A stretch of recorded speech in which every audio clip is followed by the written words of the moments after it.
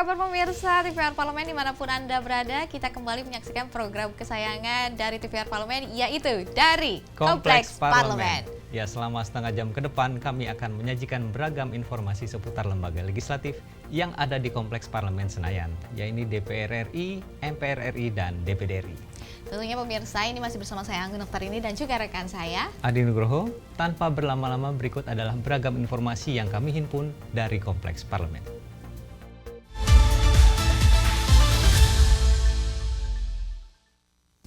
Baik pemirsa, untuk mengawali perjumpaan kita kali ini ada informasi ini dari DPR RI, tepatnya Komisi 4 DPR RI yang melakukan kunjungan langsung ke daerah dalam rangka melaksanakan fungsi pengawasan. Dan Adi, ini ada Komisi 4 DPR RI meninjau langsung penyerapan gabah dari kelompok tani di daerah Sukabumi, Jawa Barat. Iya, Badan Urusan Logistik atau Bulog dinilai kurang maksimal dalam melakukan penyerapan gabah kelompok tani di Sukabumi.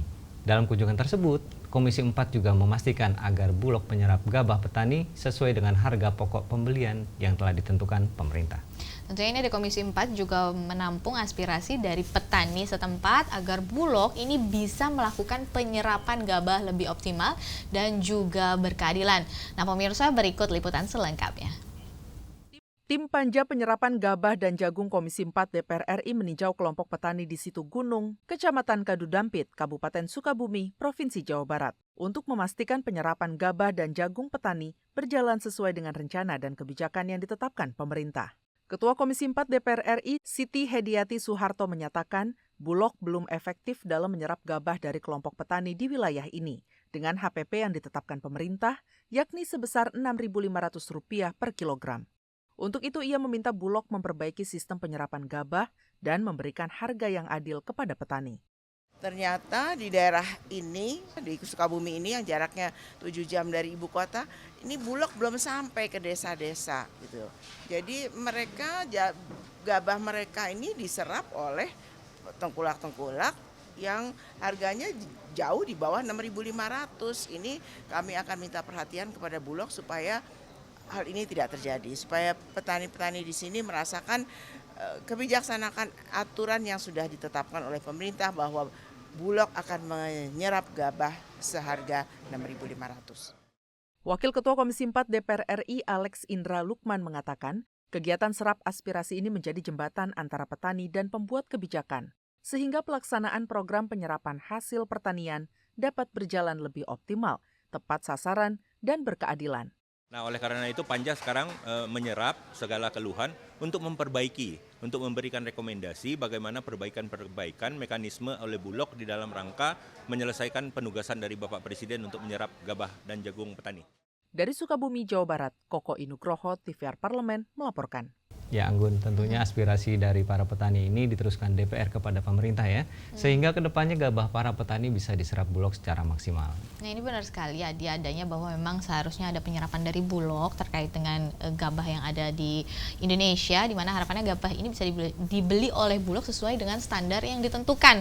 Karena kita tahu bahwa di sini pemerintah seharusnya memang menjadi perpanjangan tangan bagi masyarakatnya, sehingga petani pun bisa sejahtera. Kalau misalnya agent-agentnya aja nggak ada di lapangan ya untuk mempermudah kinerja dari Bulog sendiri, bagaimana pemerintah tuh ya bisa membantu para petani yang ada di Indonesia. Sulit menyalurkannya begitu ya.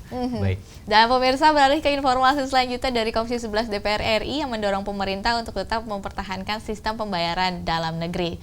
Ya, hal ini berkaitan dengan Amerika Serikat yang menyatakan keberatan terhadap pembayaran di Indonesia yang saat ini memang banyak menggunakan sistem QRIS. Komisi 11 menekankan sistem gerbang pembayaran nasional termasuk dalam kedaulatan negara yang tidak ada kaitannya dengan Amerika Serikat.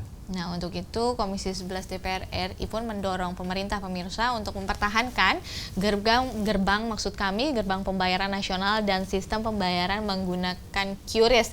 Untuk informasi selengkapnya berikut. Salah satu kritik atau keberatan Amerika Serikat terhadap Indonesia adalah penggunaan QRIS sebagai sistem gerbang pembayaran di Indonesia. Komisi 11 DPR RI mendorong dan mendukung pemerintah tetap mempertahankan layanan QRIS karena sejak awal QRIS tidak dirancang untuk menjadi pesaing Visa dan Mastercard. Ketua Komisi 11 DPR RI Muhammad Misbakun menyoroti keberatan pemerintah Amerika Serikat terkait QRIS yang dianggap tidak adil karena QRIS telah dan semakin diterima di kalangan masyarakat Indonesia, bahkan juga sudah bisa digunakan di beberapa negara di Asia. Sistem pembayaran dalam negeri seperti GPN dan KRIS tidak ada kaitan dengan Amerika Serikat karena menjadi bagian dari kedaulatan sistem pembayaran nasional. Gerbang pembayaran nasional. Dan kemudian mulai membicarakan KRIS dan sebagainya. Sistem digital payment di dalam negeri yang tidak ada kaitannya dengan Amerika sama sekali. Tentang bagaimana Amerika itu hegemoninya soal apa? Soal sistem pembayaran dunia menggunakan Swift Code dan sebagainya, yang membuat dunia ini digantungkan hanya pada satu cantolan, sistem dolar. Dan kemudian kalau GPN, Gerbang Pembayaran Nasional Payment Gateway namanya, itu kemudian hanya melalui jalur internasional Visa dan Master. Loh, apakah dengan perkembangan teknologi dan sebagainya, kita kemudian tidak boleh mempunyai kedaulatan di dalam sistem pembayaran? Misbakun menegaskan, sistem pembayaran digital nasional KRIS tidak dalam posisi kompetitor untuk menyaingi Visa dan Mastercard. Hal ini karena KRIS berbasis rekening dan bersifat debit, sementara Visa dan Mastercard berbasis kartu kredit dengan sistem penalangan pembayaran. Dodi dan Adila TVR Parlemen melaporkan. Sayang banget ya dia kalau misalnya sampai QRIS ini dihilangkan hanya untuk memenangkan negara asing yang punya protes. Tapi kemarin Kopi masih beli pakai QRIS kan? Pakai QRIS dong, karena agak repot kita kalau pakai cash begitu ya. Iya, udah kebiasaan cashless ya. Betul. Nah ini pemirsa, kita memang mendukung pemerintah untuk tidak menghilangkan QRIS karena ini salah satu bentuk kedaulatan. Dan kita beralih ke berita selanjutnya, ini ada informasi dari Komisi 3 DPR RI yang menyoroti masalah premanisme yang meresahkan masyarakat. Iya, mulai dari pedagang, pengusaha, investor hingga advokat angkat bicara tentang aksi premanisme yang sudah sangat mengganggu. Seperti aspirasi dari advokat penegak hukum anti premanisme yang meminta agar Komisi 3 DPR RI mendorong aparat untuk menumpas aksi premanisme, termasuk yang berkedok dengan organisasi masyarakat. Ya, dan juga Komisi 3 pun menanggapi serius segala aspirasi yang masuk terkait dengan aksi premanisme dan mendorong kepolisian untuk bertindak tegas, pemirsa. Nah, ini selengkapnya berikut informasi dari Komplek Parlemen. Buntut sejumlah aksi premanisme yang meresahkan masyarakat dan investor di berbagai daerah belakangan ini, perwakilan advokat anti premanisme mendatangi Komisi 3 DPR untuk mendorong aparat penegak hukum menghentikan ulah preman. Anggota Komisi 3 DPR RI Martin Tumbelaka mendesak aparat kepolisian menindak tegas para pelaku. Martin Tumbelaka menegaskan, Komisi 3 DPR berkomitmen penuh dalam membasmi preman serta mengawasi kinerja institusi kepolisian dalam pemberantasan aksi premanisme tersebut. Ia menyatakan, DPR memberi perhatian serius terhadap aksi premanisme, terutama yang belakangan ini viral, yaitu kasus gangguan terhadap kegiatan di pabrik mobil listrik BYD di Subang, Jawa Barat. Karenanya, ia meminta kepolisian menindak tegas para pelaku sesuai dengan peraturan hukum yang berlaku. Karena banyak isu di luaran terkait bagaimana aktivitas premanisme ini begitu marak di beberapa daerah, terutama di Pulau Jawa ini ada beberapa waktu yang lalu ada yang viral soal premanisme. Nah, tentu kami mendengarkan dan nantinya kami akan memberikan solusi ataupun memberikan rekomendasi kepada pihak berwenang ataupun mitra kami kepolisian dalam hal ini untuk menegakkan hukum, luruskan permasalahan ini, tindak tegas siapa yang melanggar, karena negara Indonesia adalah negara hukum. Jadi begitu ada yang melanggar hukum, tentu pihak kepolisian harus hadir, negara harus hadir, luruskan, tegakkan hukum demi keadilan. Martin menegaskan, setiap warga negara memiliki hak untuk bekerja dan mencari nafkah. Namun, jika aktivitas tersebut dilakukan dengan cara melanggar hukum, maka negara tidak boleh tinggal diam. Ia berharap penegakan hukum hadir memberikan keadilan dan melindungi masyarakat luas. Arif Naka, TVR Parlemen, melaporkan. Nah ini kalau misalnya melihat fenomena di kenyataannya ya, bahwa memang banyak sekali ini masih premanisme berkedok sebagai ormas dan itu cukup mengganggu masyarakat. Ini di lingkungan saya masih ramai sekali. Nggak tahu di Adi masih? Masih, karena pedagang kaki lima juga kerap kali diganggu. Ini juga mengganggu investor yang mau berinvestasi di lokasi tersebut begitu, Anggun.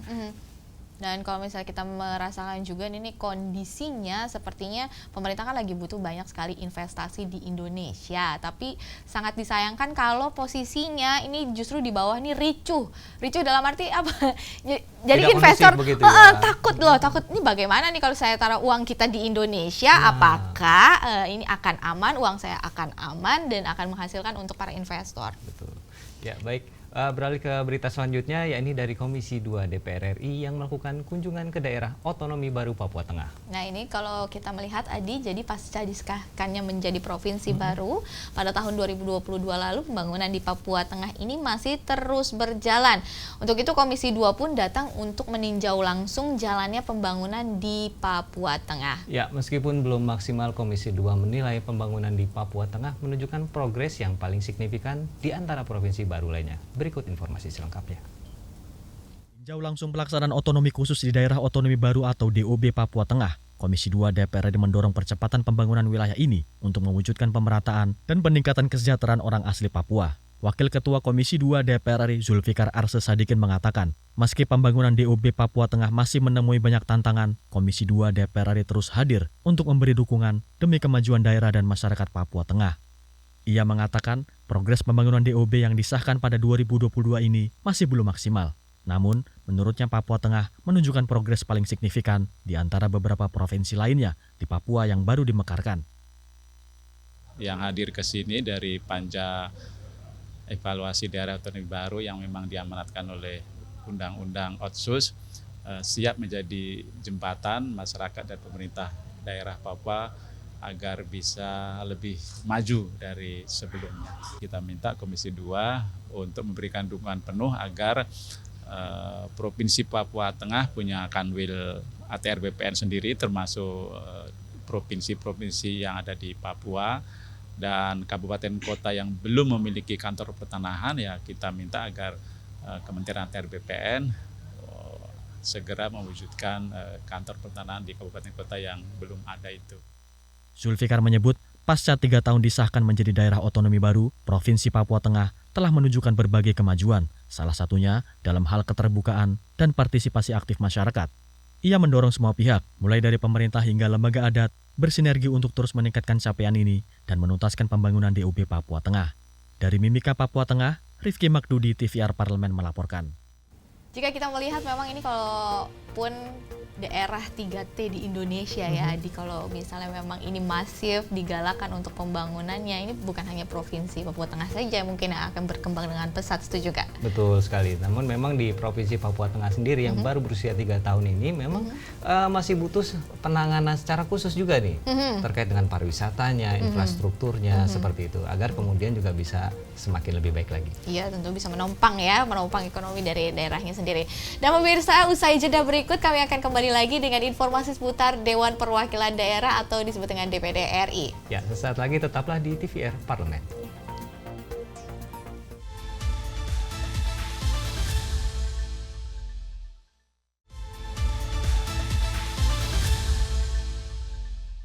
Halo pemirsa, masih dari Kompleks Parlemen. Ini kita di segmen sebelumnya kita sudah simak bersama berita seputar yang ada di DPR RI. Nah, sekarang kita akan beralih ke informasi dari DPD RI. Berita pertama dari DPD RI ini ada apa aja sih, Di? Ya, untuk berita pertama kita dari DPD RI, Anggun, informasi pertama ini datang dari pimpinan DPD RI dan Komite 3 DPD RI yang memfasilitasi pemulangan pekerja migran Indonesia. Jadi sebelumnya Komite 3 DPD RI mendapati adanya nih pekerja Indonesia non-prosedural yang terlantar di Istanbul, Turki. Dan mereka juga tidak dapat pulang ke tanah air karena adanya kendala biaya. Dan mereka ditemukan saat Komite 3 DPD RI melaksanakan kunjungan kerja ke Turki waktu itu dalam rangka pengawasan terhadap implementasi Undang-Undang Perlindungan Pekerja Migran Indonesia. Nah, selanjutnya ini Komite 3 pun berkoordinasi dengan pihak Konsulat Jenderal Republik Indonesia di Istanbul untuk memulangkan kedua pekerja tersebut. Ya, respon cepat Komite 3 tersebut diapresiasi oleh Wakil Ketua DPD RI saat menemui kedua pekerja migran di bandara, usai dipulangkan ke tanah air. Berikut liputan selengkapnya. DPD RI menemukan 2 orang pekerja migran Indonesia non-prosedural yang mengalami permasalahan serius di shelter KBRI Istanbul. Pada saat itu, Komite 3 tengah melaksanakan tugas pengawasan terhadap pelaksanaan undang-undang tentang perlindungan pekerja migran Indonesia di Turki. Kedua orang pekerja migran yang berasal dari Provinsi Jawa Barat dan Nusa Tenggara Barat tersebut tidak memiliki biaya untuk kembali ke tanah air. Wakil Ketua DPD RI Tamsil Lingrung mengapresiasi respon cepat Komite 3 DPD RI terhadap permasalahan pekerja migran di Istanbul. Ia menegaskan perlunya langkah evaluatif yang menyeluruh terhadap seluruh penyelenggara penyaluran pekerja migran Indonesia. Atas sikap yang tanggap dan cepat mengambil keputusan setelah bertemu dengan kedua tenaga kerja kita ini yang sedang berada di Istanbul ketika Pak Pilot bersama rombongan teman-teman yang kita mandatkan untuk melakukan kunjungan ke Turki. Saya kira pengalaman yang demikian ini bukan hanya terjadi di Turki, tapi terjadi di banyak negara. Ketua Komite 3 DPD RI menyampaikan bahwa peninjauan ke Istanbul merupakan bagian dari pelaksanaan fungsi pengawasan terhadap implementasi perlindungan pekerja migran Indonesia. Akhirnya kami anggota Komite 3, bagaimana strateginya saya dan Ibu Waudi dan semua teman-teman, kami patungan untuk bawa pulang dua ibu ini untuk pulang kembali ke Indonesia. Nah, jadi Bapak Ibu semua, dua ini adalah potret sebenarnya, potret daripada sistem tenaga kerja Indonesia di luar negeri. Mudah-mudahan dengan kasus ini tidak ada lagi kasus-kasus lain. Dan kami Komite 3 mendukung bagaimana sistem akan dievaluasi total sehingga ada jaminan bagi warga negara kita yang bekerja di luar. Ini mereka dari desa-desa dan tidak punya bekal pengetahuan apapun, pengalaman apapun, tidak bisa berbahasa Arab, tidak bisa berbahasa Turki, tidak tahu masak makanan Arab, tidak tahu makanan Turki, pokoknya minim pengetahuan. Dan itulah problem kita di sana, PMI kita. DPD RI melalui Komite 3 menegaskan kembali komitmennya untuk terus mendorong penguatan regulasi, penegakan hukum, serta peningkatan perlindungan menyeluruh terhadap pekerja migran Indonesia.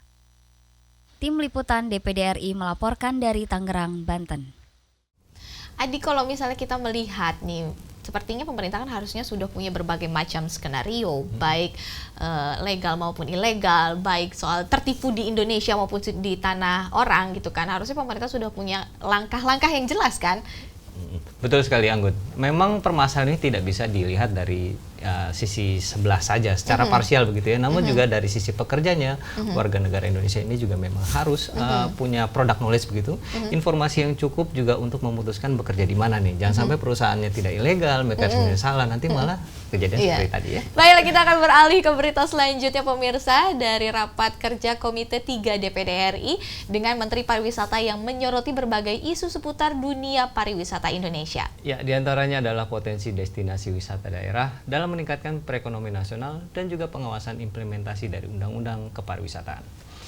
Komite 3 juga menyampaikan bahwa aspirasi dari daerah ini terkait dengan permasalahan yang dihadapi di daerah. Salah satunya ini ada aspirasi dari pengusaha hotel di Bali yang mengeluhkan okupasi hotel yang menurun drastis, dan inilah dia informasi selengkapnya. Komite 3 Dewan Perwakilan Daerah Republik Indonesia membahas pengembangan destinasi wisata dan dampaknya terhadap perekonomian lokal bersama Kementerian Pariwisata. Rapat kerja tersebut dinilai penting bagi Komite 3 DPD RI karena pariwisata merupakan salah satu sektor ekonomi pendukung untuk meningkatkan kesejahteraan masyarakat, mengembangkan potensi daerah, serta berkontribusi pada pertumbuhan ekonomi nasional. Dalam rapat tersebut dilakukan pembahasan lebih jauh tentang inventarisasi materi pengawasan atas Undang-Undang Nomor 10 Tahun 2009 tentang kepariwisataan serta program kerja prioritas Kementerian Pariwisata tahun 2025 di setiap provinsi. Pada kesempatan tersebut, anggota DPD RI menyampaikan aspirasi masyarakat daerah, salah satunya dari Provinsi Bali. Penurunan okupansi yang sangat signifikan. Jadi fenomena ini mencerminkan adanya pergeseran preferensi wisatawan dan tantangan struktural dalam pengelolaan pariwisata di Bali. Ya mungkin setelah disampaikan juga dengan rekan kami Ibu Haji. Jadi yang pertama adalah isu strategis pariwisata di Bali, yaitu masalah penurunan okupansi hotel. Nah ini penurunan okupansi hotel ini diperkirakan juga adanya persaingan dengan akomodasi ilegal dengan platform ekonomi. Hasil rapat kerja ini diharapkan dapat meningkatkan kualitas pariwisata di Indonesia, mengidentifikasi permasalahan dan tantangan yang dihadapi, serta merumuskan solusi sehingga nantinya akan menjadi landasan penting dalam perumusan kebijakan terhadap kebutuhan dan aspirasi daerah. Tim Liputan DPD RI melaporkan dari Senayan, Jakarta. Ya Anggun, jika melihat dari informasi yang barusan, tentu saja dunia pariwisata di Indonesia ini butuh sentuhan lagi dari pemerintah nih supaya kualitasnya lebih baik, kemudian juga tidak terjadi masalah-masalah lain begitu ya. Iya, penurunan okupasi ini sepertinya kalau Anggun bisa melihat ya, ini dari sudut pandang kita, ini karena banyaknya aplikasi yang justru bisa mendagangkan rumah pribadi untuk disewakan ya. Betul. Akhirnya okupasi hotel-hotel yang terdaftar justru gak maksimal nih. Ini kan sangat disayangkan ya Adi ya. Dan baik pemirsa, kita akan beralih ke informasi selanjutnya, yaitu berita dari sidang paripurna DPD RI yang ke-13, masa sidang keempat tahun sidang 2024 hingga 2025. Ya, rapat paripurna tersebut menghasilkan 5 keputusan, diantaranya adalah pandangan dan pendapat DPD RI tentang sejumlah RUU Kabupaten Kota dan hasil dari pengawasan atas pelaksanaan Undang-Undang Pelindungan Pekerja Migran. Pimpinan DPD RI juga menyoroti isu terkini seputar aksi premanisme berkedok ormas yang meresahkan masyarakat. Berikut informasi selengkapnya. Pada sidang paripurna ke-13 masa sidang 4, Dewan Perwakilan Daerah Republik Indonesia menetapkan 5 keputusan penting yang mencakup hasil pengawasan atas pelaksanaan undang-undang, pandangan dan pendapat, serta rekomendasi DPD RI. Dalam sidang paripurna tersebut, DPD RI menyoroti pekerja migran Indonesia non-prosedural, penguatan koperasi desa, pembahasan rencana kerja pemerintah tahun 2026, dan RUU Kabupaten Kota. Setelah kita mendengarkan seluruh laporan, alat kelengkapan dan pengambilan keputusan DPD RI, pimpinan memberikan apresiasi setinggi-tingginya atas kinerja seluruh alat kelengkapan yang telah melaksanakan tugas dan fungsinya sebagaimana program prioritas yang telah ditetapkan pada masa sidang ini. Merespon isu terkini, Ketua DPD RI menentang tindakan premanisme yang dilakukan oleh organisasi kemasyarakatan karena dinilai meresahkan masyarakat dan dapat mengganggu aktivitas ekonomi dan investasi di Indonesia. DPD RI meminta agar pemerintah dan penegak hukum bisa menindak tegas ormas yang telah melakukan tindakan premanisme. Beberapa waktu terakhir, aksi premanisme berkedok organisasi kemasyarakatan atau ormas telah menjadi sorotan publik karena melakukan aksi-aksi yang mengganggu dunia usaha dan menciptakan ketidakpastian bagi investor. DPD RI mendesak pemerintah dan penegak hukum bertindak tegas terhadap oknum ormas yang melakukan tindakan premanisme. Di akhir sidang paripurna, Ketua DPD RI berpesan agar seluruh senator dapat lebih cermat dalam menyerap aspirasi masyarakat dan isu-isu prioritas saat menjalankan masa reses di daerah. Tim Liputan DPD RI melaporkan dari Senayan, Jakarta. Ini jadi setelah sidang paripurna ini tuh anggota DPD RI memasuki masa reses untuk menyerap aspirasi masyarakat daerah, dan kapan masa reses DPD ini akan berlangsung ya, Di? Ya, Anggun, jadi untuk masa reses DPD RI ini berlangsung pada tanggal 23 Mei sampai dengan 23 Juni tahun 2025. Ya, jadi Ketua DPD RI juga berpesan nih kepada seluruh anggota DPD untuk memantau dan juga mengevaluasi, Anggun, pelaksanaan program-program pembangunan agar dapat berjalan efektif. Iya dong, dan di sini berarti sama dengan DPR RI. Oh, sama ya? Iya, barengan nih. Yang pada tanggal 28 Mei hingga 23 Juni 2025 ini tengah menjalankan reses masa persidangan 3 tahun sidang 2024 hingga 2025. Nah, di masa reses ini digunakan semaksimal mungkin, Adi, oleh anggota Dewan untuk bertemu langsung dengan konstituen untuk menyerap aspirasi di daerahnya masing-masing. Iya, benar sekali, Anggun. Karena memang pemirsa, usai jeda berikut ini kami akan kembali dengan informasi lainnya seputar dengan lembaga parlemen di Indonesia. Tetaplah di TVR Parlemen.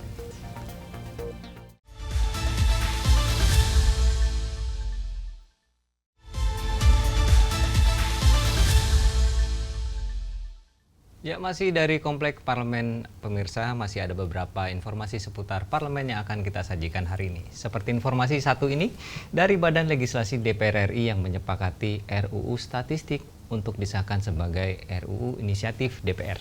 Oke, nah ini memang salah satunya yang menjadi sorotan dalam rancangan undang-undang ini adalah penguatan Badan Pusat Statistik sebagai leading sektor dari Big Data atau Satu Data Nasional. Pemirsa, ini sinkronisasi data juga harus dilakukan agar data dari berbagai pihak bisa diolah BPS dan dimanfaatkan bersama. Baik, dari aspek perlindungan data pribadi dan juga perkembangan teknologi juga menjadi perhatian dalam menyusun revisi Undang-Undang Statistik.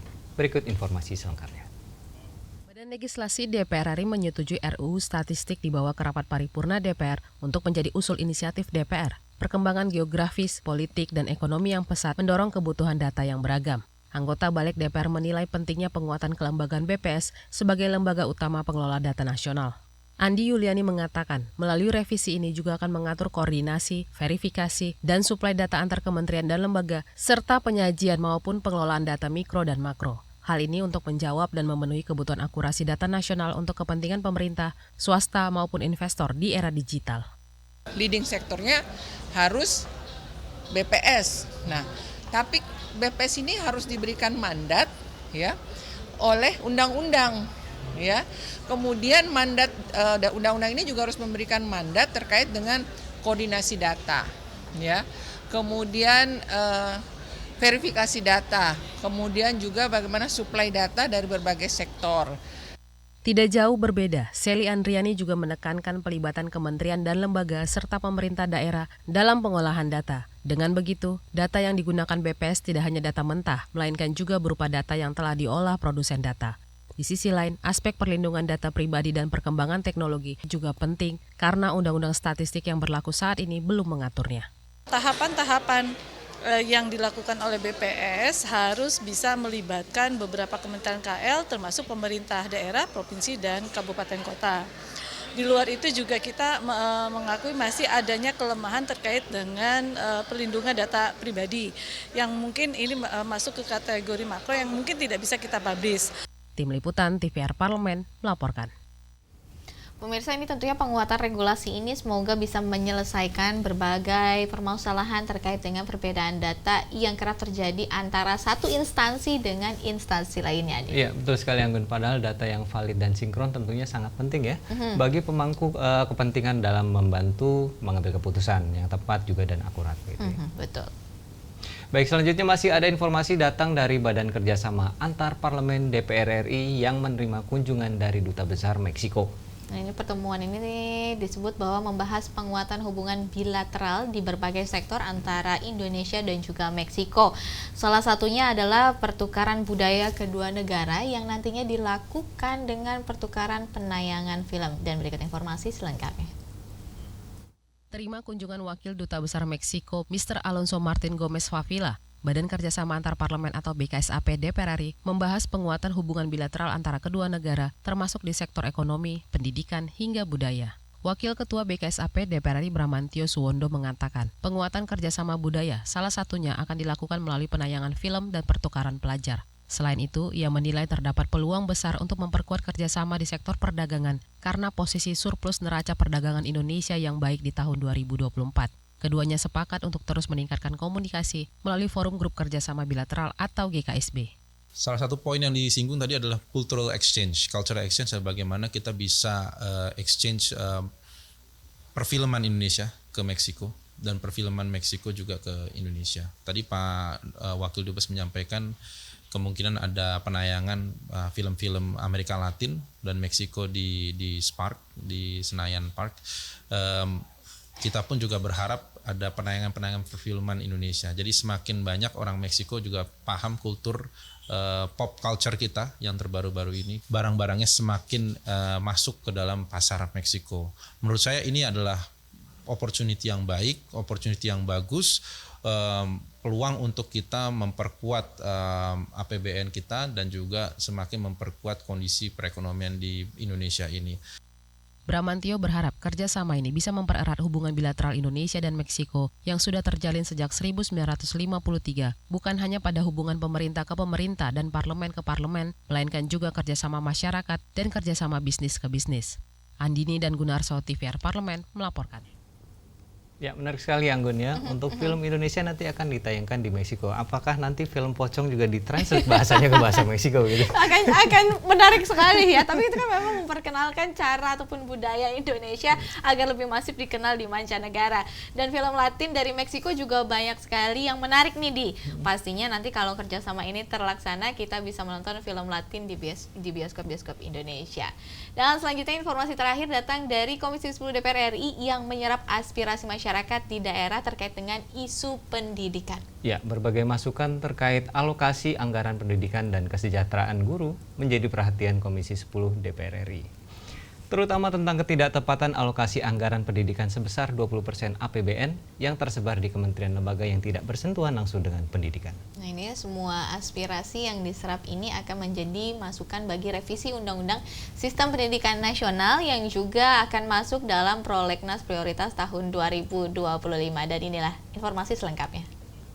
Anggota Komisi 10 DPR RI Muhammad Nur Purnamasidi menyampaikan banyak persoalan mendasar dalam sistem pendidikan saat ini yang perlu dibenahi, salah satunya terkait ketidaktepatan alokasi anggaran pendidikan 20% dari APBN yang tersebar ke sedikitnya 26 kementerian lembaga yang tidak secara langsung menjalankan fungsi pendidikan. Hal itu ia ungkapkan saat Komisi 10 menyerap sejumlah masukan substansial terkait revisi Undang-Undang Nomor 20 Tahun 2003 tentang sistem pendidikan. Menurutnya, salah satu sorotan utama dalam kunjungan kali ini adalah persoalan distribusi anggaran pendidikan dan kesejahteraan guru yang masih jauh dari harapan. Terkait dengan postur anggaran pendidikan kita. Jadi mandatori 20% itu untuk pendidikan itu masih terdistribusi ke KL lain yang tidak melaksanakan fungsi pendidikan. Nah, karena ini kenapa? Karena memang Kementerian Keuangan kemudian menambah frase fungsi pendidikan dalam konteks anggaran mandatori. Sehingga akhirnya apa? Akhirnya anggaran pendidikan yang 20% dari APBN itu tersebar ke banyak KL. Kurang lebih ada 26 KL. Ya, padahal yang ANSI melaksanakan fungsi pendidikan itu hanya 2. Satu Kemendikdasmen, 3, sekarang ada 3. Kedua ada Kemendikbudristek dan ketiga adalah Kementerian Agama. Lebih lanjut, Nur berharap Undang-Undang Sisdiknas yang baru mampu menjawab berbagai persoalan pendidikan di Indonesia sesuai tantangan zaman. Bukan hanya untuk jangka waktu 5 tahun, tetapi mampu bertahan dan relevan minimal hingga 15 tahun ke depan. Fajar Ilhami, TVR Parlemen melaporkan. Ya Anggun, itulah pentingnya tadi wakil rakyat yang turun ke masyarakat untuk menyerap aspirasi secara langsung, mendapatkan permasalahan yang real dari masyarakat dan juga sehingga nanti produk legislasi yang dibuat begitu ya lebih merepresentasikan lagi tentang kesejahteraan masyarakat seperti apa yang ideal, juga keadilannya seperti apa yang lebih baik lagi begitu ya. Yang dibutuhkan sama masyarakat. Ya, setuju sih, karena apalagi Undang-Undang Sistem Pendidikan Nasional ini menjadi landasan dalam pengambilan kebijakan di bidang pendidikan yang nantinya ujung-ujungnya menentukan masa depan anak bangsa kita. Ya, setuju Anggun. Dan berita barusan menutup acara kita hari ini. Mewakili kerabat kerja yang bertugas, saya Adi Nugroho dan rekan saya. Tentu saja, saya Angga Naktarini pamit undur diri dari hadapan Anda. Jangan lupa saksikan episode berikutnya yang membahas informasi akurat dan juga terpercaya tentang MPR RI, DPR RI, dan juga DPD RI. Hanya dari Kompleks Parlemen.